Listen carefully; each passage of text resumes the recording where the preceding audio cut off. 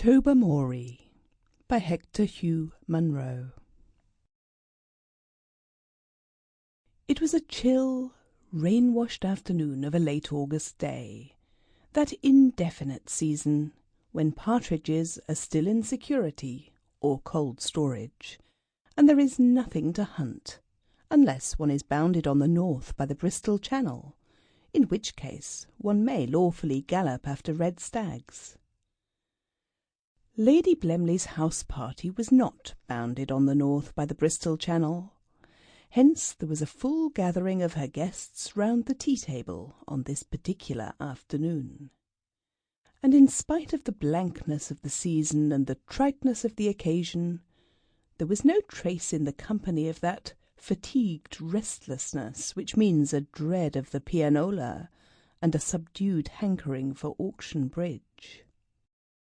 The undisguised, open-mouthed attention of the entire party was fixed on the homely, negative personality of Mr. Cornelius Appin.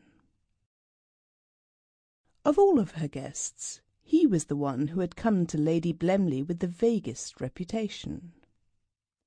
Someone had said that he was clever, and he had got his invitation in the moderate expectation on the part of the hostess that some portion at least of his cleverness would be contributed to the general entertainment. Until tea-time that day she had been unable to discover in what direction, if any, his cleverness lay. He was neither a wit nor a croquet champion, a hypnotic force nor a begetter of amateur theatricals.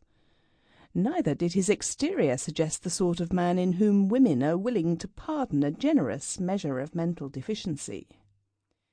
He had subsided into mere Mr. Appin, and the Cornelius seemed a piece of transparent baptismal bluff. And now he was claiming to have launched on the world a discovery beside which the invention of gunpowder, of the printing press, and of steam locomotion were inconsiderable trifles.